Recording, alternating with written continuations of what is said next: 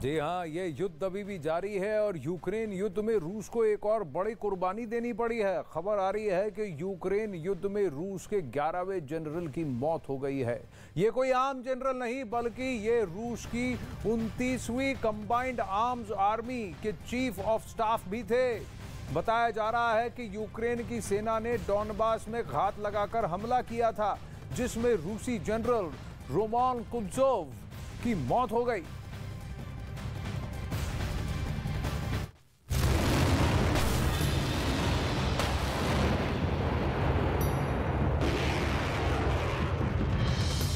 Zelensky का mission general.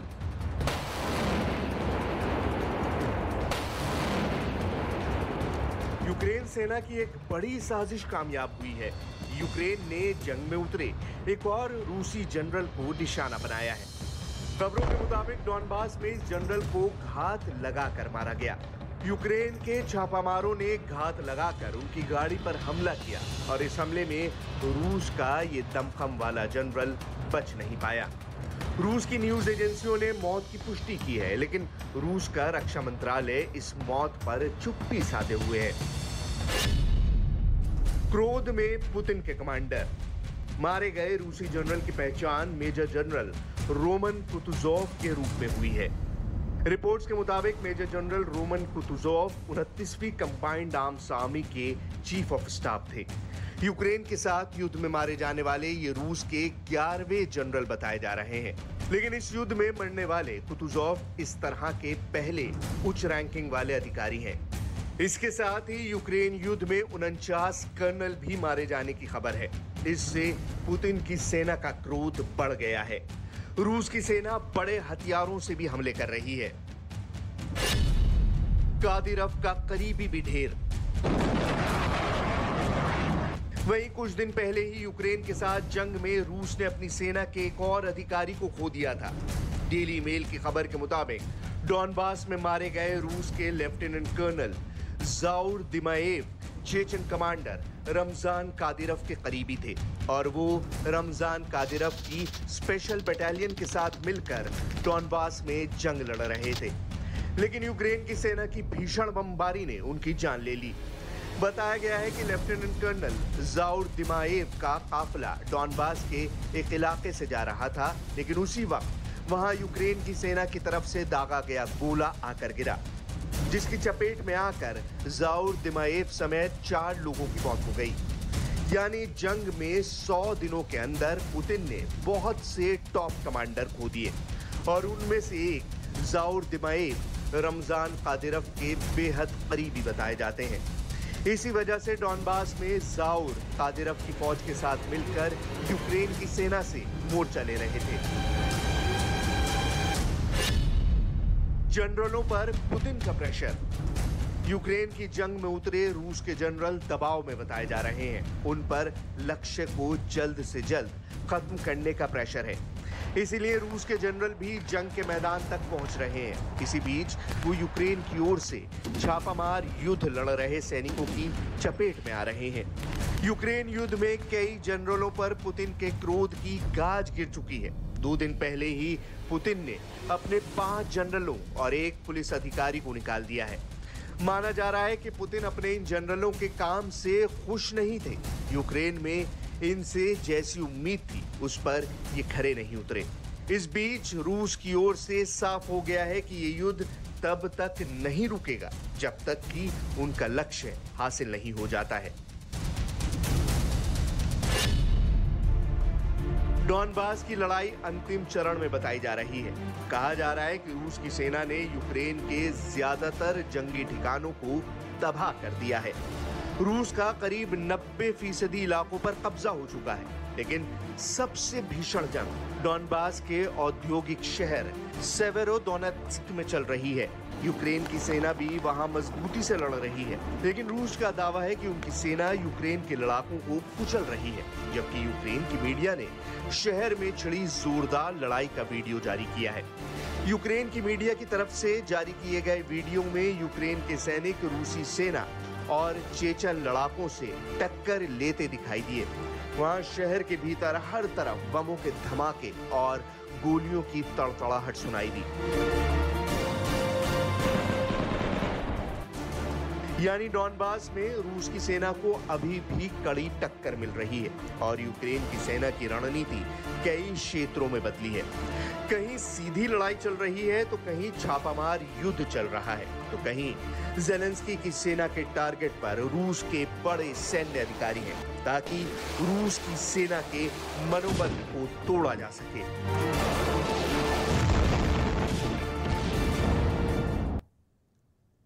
Ukraine के राष्ट्रपति ज़ेलेंस्की युद्ध क्षेत्र में उतर गए हैं। इस वक्त की बहुत बड़ी खबर है ये।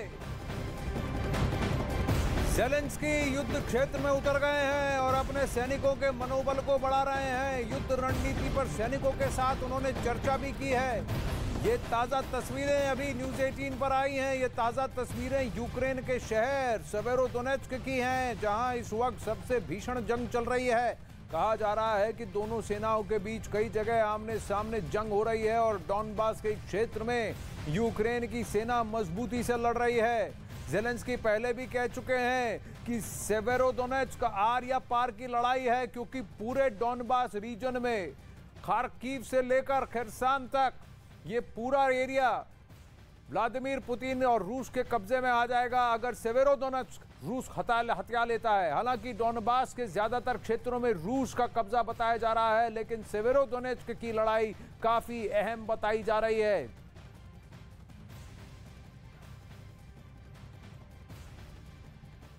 अब इस वक्त जावेद मंसूरी लाइव जुड़ रहे हैं कीव से। जावेद, अगर आपको मेरी आवाज आ रही है तो सेवेरोडोनेत्स्क ये रीजन वहां दक्षिण पूर्वी यूक्रेन का ये वो हिस्सा है जो अभी भी जहां पर यूक्रेनी सेना का कब्जा है, रूस का कब्जा नहीं है। लेकिन अगर सेवेरोडोनेत्स्क रूस के अधीन हो जाता है तो फिर खार्किव से लेकर खेरसान तक ये पूरा रीजन और खासकर काला सागर तक का एक्सेस ये रूस के पास आ जाएगा।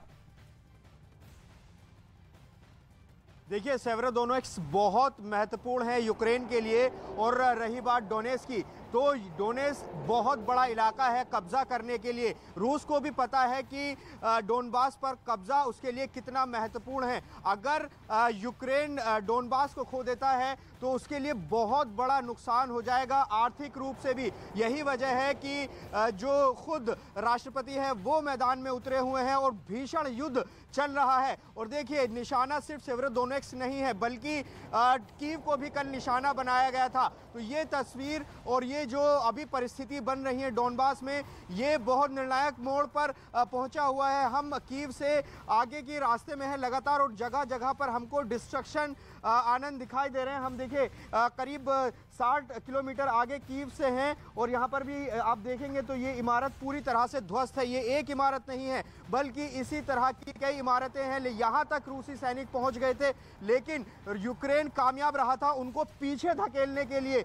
लेकिन अभी जो दक्षिण पूर्वी जो हिस्सा है वहाँ पर भीषण युद्ध चल रहा है और बहुत निर्णायक स्थिति में ये जंग पहुँच गई है। अगर डोनबास पर कब्जा हो जाता है, क्योंकि पहले ही वो अपने बंदरगाह हाथ धो चुके हैं ज़ेलेंस्की, लेकिन अगर डोनबास पर पूरा कब्जा हो जाएगा तो और ज़्यादा मुश्किल होगी। आर्थिक रूप से यूक्रेन को बड़ा नुकसान होगा। तो डोनबास और ये सेवेरोडोनेत्स्क बहुत महत्वपूर्ण इलाके हैं इस जंग के लिहाज से। जी, डोनेत्स्क, लुहांस्क, सेवेरोडोनेत्स्क और उधर से फिर नीचे मारियुपोल और फिर नीचे खरसान और all the way up to Odesa, ये दक्षिण पूर्वी पूरा यूक्रेन, ये इस पर अगर कब्जा कर लेता है रूस तो फिर ज़ेलेंस्की को फिर हाथ उठाने पड़ेंगे और फिर हार माननी पड़ेगी।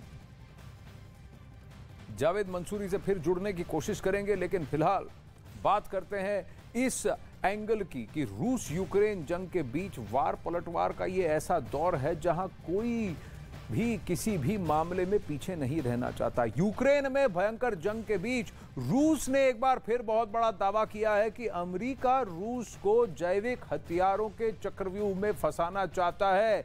जंग शुरू होने के पहले महीने में ही रूस अमेरिका पर ऐसे आरोप लगा चुका है। रूस ने दावा किया था कि अमेरिका यूक्रेन में जैविक हथियार बनाने के लिए फंड भेज रहा है, जिसके बाद अमेरिका ने इन आरोपों को खारिज कर दिया था। लेकिन 3 महीने बाद रूस ने फिर इसी बात को दोहराया है।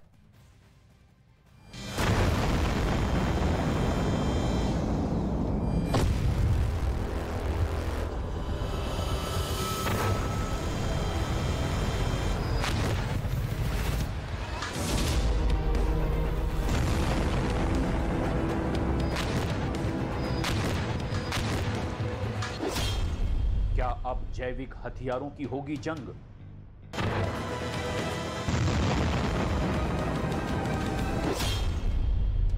रूस का अमेरिका पर आरोप।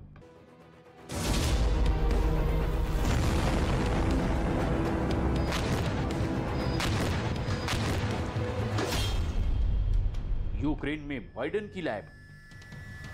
यूक्रेन की धरती पर पिछले 100 दिनों से जंग लड़ रहे रूस ने एक बार फिर दावा किया है कि अमेरिका रूस को बंदूक और बम जैसे हथियारों से नहीं, बल्कि बैक्टीरिया और वायरस जैसे जैविक हथियारों के शिकंजे में फंसाने की तैयारी कर रहा है। इस बार तो उसका डर 2 गुना हो चुका है, क्योंकि पुतिन जानते हैं कि हथियारों से लड़े तो वो जीत जाएंगे, लेकिन जैविक हथियारों से जीतना करीब करीब नामुमकिन है। जंग शुरू होने के पहले महीने में ही रूस अमेरिका पर ऐसे आरोप लगा चुका है। रूस में इस हमले पर बैठक भी हुई, क्योंकि वहां के वैज्ञानिकों का दावा है कि अमेरिका रूस के चारों तरफ प्रयोगशालाओं की बेल्ट बना रहा है और इसके लिए वो यूरोप के देशों का इस्तेमाल कर रहा है, जिनमें यूक्रेन भी शामिल है, जहां की राजधानी कीव में उनका जैविक हथियार बनाने का मुख्य कार्यक्रम चल रहा है। मतलब रूस का मानना है कि कीव वो जगह है जहां से अमेरिका रूस को जैविक हथियार के शिकंजे में फंसाने की प्लानिंग कर रहा है। वैसे अमेरिका और यूक्रेन के बीच जैविक हथियारों को फैलने से रोकने के लिए समझौता हुआ था और दोनों देशों ने 2005 में कसम खाई थी कि वो ना तो जैविक हथियार बनाएंगे और ना ही बनाने वालों को बख्शेंगे। लेकिन रूस को लग रहा है कि अमेरिका और यूक्रेन हाथी की तरह हैं, जिनके दिखाने के दांत दूसरे और खाने के दांत दूसरे हैं, यानी कि दोनों कहते कुछ और हैं और करते कुछ और हैं। रूस के वैज्ञानिक 2 टूक बोल रहे हैं कि रूस को जैविक हथियार के जाल में फंसाने के लिए यूक्रेन का इस्तेमाल किया जा रहा है। Они не просто занимались подготовкой, но и Украина использовала такого рода. रूस का ये खौफ यूं ही नहीं है। वो समझ रहा है कि इस बार उनके देश में जैविक हथियार चले या यूं कहें कि खतरनाक बैक्टीरिया और वायरस फैले तो उसे बड़ी से बड़ी ताकत भी नहीं बचा पाएगी, क्योंकि ये कम समय में बड़े इलाके में तबाही मचाएंगे और लोग बम या मिसाइल से नहीं बल्कि बीमारी से मारे जाएंगे। हमें यह भूलना नहीं चाहिए कि कोविड-19 भी एक ऐसे ही लैब से लीक हुआ था वुहान में। वहां भी पूछा गया लैब तो वुहान में है, फंड कहां से आ रहे हैं। अब रूस कह रहा है लैब यूक्रेन में है, फंड कहां से आ रहे हैं। अब आपको बताते हैं कि बायोलॉजिकल वेपन्स यानी जैविक हथियार क्या होते हैं।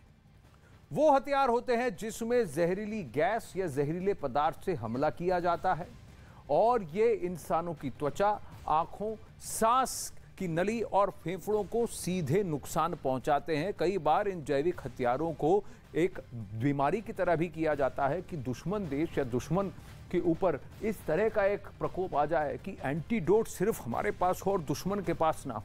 जबकि जैविक हथियार यानी बायोलॉजिकल वेपन में बैक्टीरिया और वायरस होते हैं जो इंसानों में इन्फेक्शन फैलाने में बेहद कारगर होते हैं। कोरोना वायरस कोविड-19 भी एक मैनमेड वायरस ही है। बायोलॉजिकल वेपन बिना धमाके के किसी देश को तबाह कर सकते हैं। यहाँ तो पूरी दुनिया पंगु हो गई थी, आप सोच लीजिए। और ये लोगों को अपंग भी कर सकते हैं या उनकी जान भी ले सकते हैं। अब आपको बताते हैं कि जैविक हथियार पर पुतिन के दावे के पीछे का आधार क्या है। आखिर क्यों व्लादिमीर पुतिन अमेरिका पर लगाए गए खतरनाक हथियार वाले आरोपों पर अब भी टिके हुए हैं। क्या पुतिन ये सब युद्ध को सही ठहराने के लिए कर रहे हैं या फिर उनके दावों में वाकई दम है? रूस ने अमेरिका पर आरोप लगाया है कि अमेरिका 1991 से ही इस काम में जुटा हुआ है और खतरनाक वायरस और बैक्टीरिया बना रहा है। रूस ने दावा किया है कि यूक्रेन में अमेरिका ऐसे बैक्टीरिया और वायरस के खतरनाक स्ट्रेन बना रहा है जो सोवियत संघ के समय से वहां मौजूद हैं, क्योंकि उसे लगता है कि सोवियत संघ के समय से ही यूक्रेन ने अमेरिका तक खतरनाक वायरस और बैक्टीरिया के सैंपल पहुंचा दिए थे और अब अमेरिका उन्हीं सैंपल का इस्तेमाल कर रहा है और कीव की प्रयोगशाला में उनके अलग अलग स्ट्रेन बना रहा है। रूस ने दावा किया कि वो जो भी जानकारी दे रहा है वो एकदम सही है और अमेरिका नियमों को तोड़कर खुलेआम दुनिया भर में जैविक हथियारों के सैंपल घुमा रहा है। और ये रूस के लिए परेशान करने वाली बात है। उनका आरोप है कि अमेरिका झूठ बोलकर दुनिया को गुमराह कर रहा है। रूस ने दावा किया कि अमेरिका ने जो साजिश रची उसे पकड़ पाना मुश्किल है, क्योंकि वो जैविक हथियार इस तरह से चलाएगा कि लगेगा कि प्राकृतिक महामारी आई है। मतलब दुनिया को ये महसूस होगा कि लोग मौसम बदलने से बीमार पड़ रहे हैं। रूस ने ये आरोप भी लगाया है कि अमेरिका रूस में बायो टेररिज्म फैलाने वाला है और इस काम में 1998 के बाद से क्यू की कई एजेंसियां जुटी हुई हैं, जो वहां नाम बदल बदल कर काम करती हैं। ये एजेंसियां रूस और यूक्रेन के लोगों के काफी हद तक एक जैसे होने का फायदा उठाने की प्लानिंग कर रही हैं और क्यू की प्रयोगशालाओं में एंथ्रेक्स और क्राइमियन कॉन्गो हेमरेजिक फीवर फैलाने की तैयारी कर रहा है और ऐसे बैक्टीरिया और वायरस के बारे में स्टडी कर रहा है। रूस के वैज्ञानिकों ने जानकारी दी है कि 1998 से पहले यूक्रेन में चल रही अमेरिका की एजेंसियों को स्पेशल वेपन एजेंसी कहा जाता था। मतलब ऐसी संस्था जहां कुछ खास तरह के हथियार बनते हैं। रूस ने दलील दी है कि अमेरिका की एजेंसी के नाम में ही बहुत कुछ छिपा है, क्योंकि उसे लगता है कि नाम की वजह से उसके काम का अंदाजा लग जाता है और इसी वजह से अमेरिका ने उसका नाम बदलकर the US army institute of medical research on infectious diseases रखा है। लेकिन रूस ने साफ साफ बोल दिया कि अमेरिका ने केवल अपनी संस्था का नाम बदला, काम नहीं। अपनी बात साबित करने के लिए उसने आंकड़े भी दिए और दावा किया कि अमेरिका ने खार्किव, लीव, ओडेसा और कीव से 4000 लोगों का सैंपल लिया, जिन पर वो हंता वायरस का प्रयोग करेगा। रूस के मुताबिक इन शहरों में 400 और लोगों के सैंपल भी लिए गए, जिन पर क्राइमियन कॉन्गो हेमोरेजिक फीवर के वायरस का टेस्ट होगा। रूस इससे पहले भी अमेरिका पर यूक्रेन में जैविक हथियार तैयार करने वाली लैब को आर्थिक मदद देने का आरोप लगा चुका है, लेकिन तब उसने इतने आंकड़े नहीं दिए थे और ना ही ये बताया था कि बाइडेन के वैज्ञानिक कौन कौन से बैक्टीरिया और वायरस को अपना हथियार बनाएंगे। लेकिन अब की बार रूस पूरी तैयारी से सामने आया। इस बार उसका डर भी बड़ा है, क्योंकि यूक्रेन समेत यूरोप के ज्यादातर देशों के साथ उनका 36 का आंकड़ा है और अमेरिका उनकी इसी कमजोरी का फायदा उठा सकता है। वो यूक्रेन और रूस की सीमा से लगने वाले उनके दुश्मन देशों में जैविक हथियार बनाकर रूस को थोड़े समय में ही चित कर सकता है।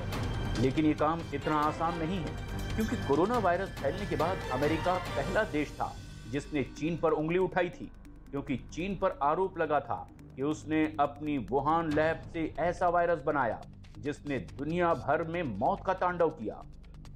ऐसे में रूस ने अमेरिका पर सवाल उठाकर उसका दांव पलटने की कोशिश की है, क्योंकि अगर इस बात पर मुहर लग गई कि बाइडेन पुतिन के देश में बैक्टीरिया और वायरस से हमला करेंगे तो उनकी खूब थू-थू होगी।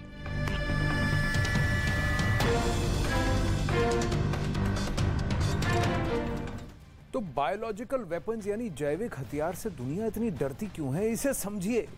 रूस ने इसी साल मार्च में यूक्रेन पर जैविक हथियार को लेकर बहुत बड़ा दावा किया था कि यूक्रेन की जैविक लैब में एंथ्रैक्स और प्लेग बैक्टीरिया बनाने का काम किया जा रहा है ताकि उन्हें रूस के खिलाफ इस्तेमाल किया जा सके। जर्मनी ने पहले विश्व युद्ध में एंथ्रैक्स नाम की इसी बैक्टीरिया को जैविक हथियार बनाया था और दुश्मन के घोड़ों और जानवरों में इन्फेक्शन फैलाया था। जैविक हथियार यानी बायोलॉजिकल वेपन एक ऐसा हथियार जो बिना धमाके के किसी भी देश को पूरी तरह से तबाह कर सकता है। मतलब ये कि जब बैक्टीरिया और वायरस का प्रयोग जानबूझकर इंसानों में इन्फेक्शन फैलाने के लिए किया जाता है तो उसे जैविक हथियार यानी बायोलॉजिकल वेपन कहते हैं। बहुत सारे लोगों का कहना है कि कोविड-19 जो इस वुहान के लैब से लीक हुआ था उसकी तैयारी में जुटे हुए वैज्ञानिक कुछ ऐसा ही शोध कर रहे थे कि किस तरह से एक वायरस ऐसा बनाया जाए जो कि जानलेवा हो। और कोविड-19 ने कितना त्राहिमाम किया है हम सब जानते हैं। अब मान लीजिए इससे भी ज्यादा घातक वायरस या बैक्टीरिया हुआ तो क्या हो सकता है। जैविक हथियार कम समय में बहुत बड़े क्षेत्र में तबाही मचा सकते हैं।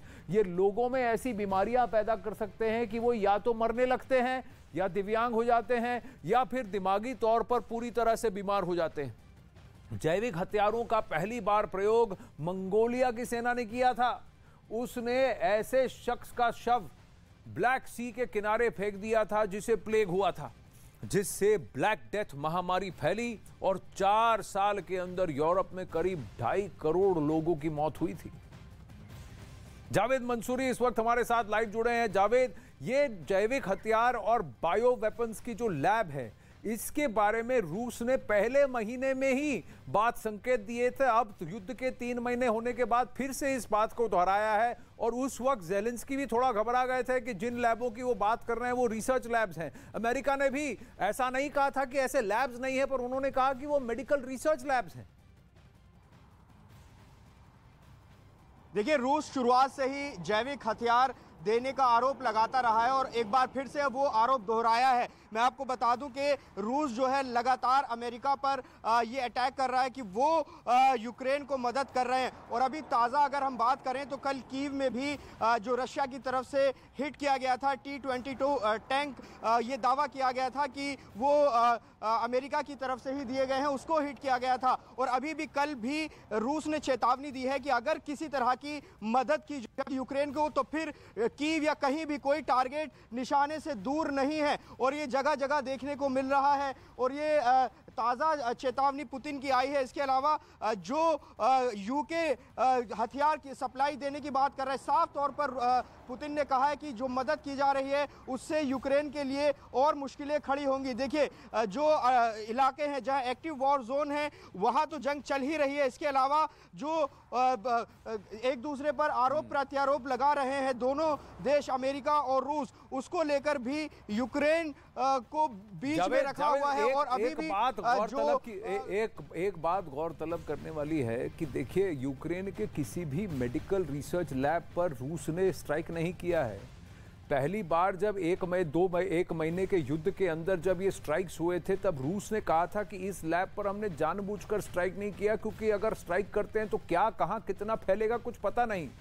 आप खुद देख लें, आकलन कर लें कि इतने सारे मिसाइल स्ट्राइक्स किए हैं, किसी भी मेडिकल रिसर्च लैब पर क्या रूस ने एयर स्ट्राइक किया है? अगर नहीं किया तो क्यों नहीं किया? और अमेरिका की तरफ से जब इस पर सवाल पूछे गए थे तो जवाब जो था वो बीच का जवाब था, इफ एंड बट वाला जवाब था। क्यों था ऐसा? देखिए, जो रूस कह रहा है कि जैविक हथियार तैयार किए जा रहे हैं, ये बात बिल्कुल आपने सही कही कि अभी तक कोई अटैक मेडिकल रिसर्च पर नहीं किया गया है। लेकिन ये आरोप रूस जो है वो लगातार कर रहा है, क्योंकि जैविक हथियार जो कि अगर वो फैलते हैं तो उसके अपने परिणाम होंगे, क्योंकि बहुत खतरनाक स्थिति होगी। और ये कहा जा रहा था कि बेलारूस बॉर्डर पर इसकी तैयारी है, लेकिन जिस तरह से अमेरिका पर फिर से आरोप लगाया है तो ये बड़ी बात है रूस की तरफ से, क्योंकि लगातार अटैक्स जो चल रहे हैं वो दक्षिण पूर्वी इलाकों में चल ही रहे हैं। और अब ये जो बड़ा आरोप लगा रहे कि जैविक हथियार तैयार किए जाएंगे। इसके अलावा जो रूस ने कल ताज़ा आरोप ये लगाया कि जो लॉन्ग रेंज मिसाइल देने की बात अमेरिका कर रहा है, अगर वो फिर से दी जाएंगी तो फिर से यूक्रेन पर अटैक किया जाएगा। और उसका जावेद, इस वक्त आप कहां पर हैं? आपके पीछे भी काफी तबाही दिख रही है और एकदम सुनसान लग रहा है। क्या यहां से लोग पलायन कर चुके हैं? आपने कहा आप करीब 60 किलोमीटर दूर हैं कीव से, पर ये कौन सी दिशा में है? दक्षिण दिशा में है, पूर्वी दिशा में है या पश्चिमी दिशा में है? किस तरफ के जा रहे हैं आप कीव से, जहां इतनी तबाही दिख रही है और एकदम साफ सुनसान लग रहा है? देखिए, हम कीव से जैतमीर एक जगह पड़ती है, वहां जा रहे हैं। रास्ते में हम मौजूद हैं और जगह जगह इसी तरह के डिस्ट्रक्शन हमें दिख रहे हैं। देखिए, ये इमारत मैं आपको दिखाना चाहूंगा, पूरी तरह से तबाह हो गई है। ग्राउंड जीरो से हम लगातार इसी तरह की तस्वीर आपको दिखा रहे हैं। देखिए, ये पूरी इमारत नेस्तनाबूद हो गई। आपको बता दें आनंद, इसी जगह तक, इससे बल्कि आगे तक कीव के सरहदी इलाकों तक रशियन सैनिक पहुंच गए थे और यहाँ पर जो उनको मिला उनको अटैक किया गया। ये देखिए, पूरी इमारत जो है ये ध्वस्त कर दी गई है। ये लग रहा है कि कोई रेजिडेंशियल इमारत है। यहाँ पर आप देखेंगे पूरी तरह से तबाह है। इसके अलावा जो रास्ते भर में, कीव के रास्ते में पेट्रोल पंप्स हो, कमर्शियल इलाके हों, वहां पर इसी तरह का डिस्ट्रक्शन जगह जगह देखने को मिल रहा है। लेकिन यूक्रेन को सफलता मिली कि कीव से पीछे धकेल दिया था रूसी सैनिकों को, ये उन्हें कामयाबी मिली। तो अब ये यहाँ पर कम से कम यूक्रेनी सेना का इन इलाकों में होल्ड है, लेकिन अब ये जो जंग है वो शिफ्ट हो गई है दक्षिण पूर्वी इलाकों में, सेवेरोडोनेस्क में चल रही है। इसके अलावा वहां तो खतरा है। उसे मैप के जरिए हमारे दर्शकों को समझाने की कोशिश करेंगे कि सेवेरोडोनेस्क क्यों इतना इंपॉर्टेंट है। थोड़ी देर में अखाड़ा में उसका प्रयास करेंगे, लेकिन फिलहाल आगे बढ़ते हैं। जावेद, धन्यवाद आपके अपडेट के लिए। नजर डालते हैं सुर्खियों पर।